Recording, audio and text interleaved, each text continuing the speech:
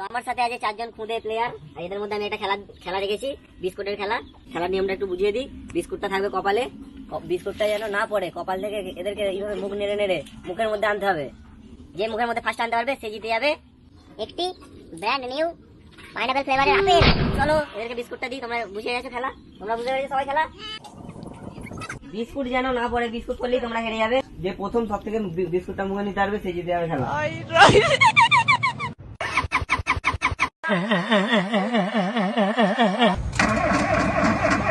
Gonna get a whole year in hobbycraft.